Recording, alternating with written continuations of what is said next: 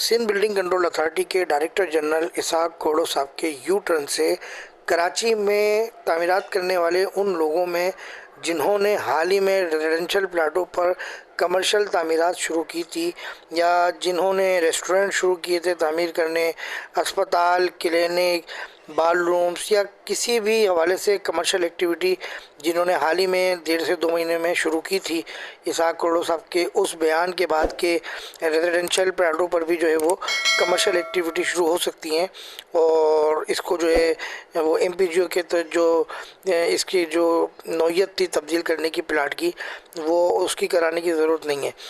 तो अब जो आज यानी कि 15 मई 2025 को जो director general Sindh building control authority के इसहाक कोड़ो साहब जो हैं उन्होंने जो यू टर्न लिया है हाई कोर्ट में, उसकी वजह से जो है वो एक अजीब सी कराची में सूरत हाल पैदा हो गई है और इससे लोग जो है वो मुख्तलिफ जो है न सिर्फ सवालात कर रहे हैं बल्कि लोगों में जो है वो एक बेचैनी सी फैल गई है। जी नाज़रीन, आप देख रहे हैं central news 11 YouTube digital channel और हम आपको बताते चलें कि director general Sindh building control authority के जो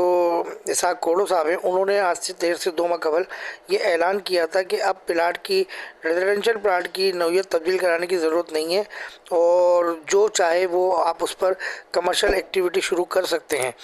अब इस बयान के बाद जो कंडीशन सामने आई थी तो उसमें जो है मुख्तलिफ़ सियासी जमातों ने भी ऑब्जेक्शन किया था, कुछ समाजी तंजीमों ने भी ऑब्जेक्शन किया था और ये कहा था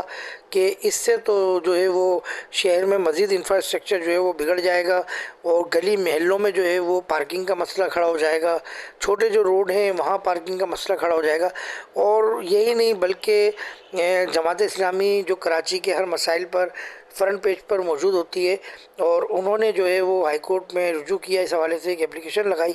और उस पर जो है वो आज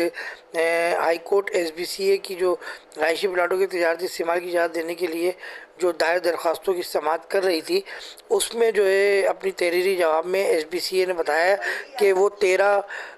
मार्च 2025 को जारी नोटिफिकेशन को जो है वो मकसद इसको वापस ले रहे हैं और इसके बाद अदालत ने जमात इस्लामी और दीगर की तरफ से दायर दरख्वास्तों को जो है वो मुस्तरद कर दिया, क्योंकि ज़ाहिर है जब एक केस जब 2 फरीक़ों के बीच में कोर्ट में दाखिल होता है, जमा कराया जाता है और अगर कोई एक फ़रीक उसको वापस ले ले तो वो फिर केस नहीं चलता और उसमें जो है वो केस को जो है वो ख़ारिज कर दिया जाता है। हम आपको बताते चलें कि प्लाट की नौयत तब्दील कराने के लिए यहाँ महकमा है MPGO, उसमें जो है दरख्वास्त लगानी पड़ती थी। अब देखते हैं कि जो सूरत हाल है वो क्या होती है और जो तामीरात शुरू हो चुकी थी अब उनको मस्मार किया जाएगा, तोड़ा जाएगा, मनहदम किया जाएगा, सील किया जाएगा। अब ये तो आने वाला वक्त ही बताएगा। हमारे चैनल को सब्सक्राइब करें, लाइक करें, वीडियो अगर आपको पसंद हो तो दोस्तों के सोशल मीडिया लिंक पर ज़रूर शेयर कीजिए। अस्सलाम वालेकुम रहमतुल्लाह।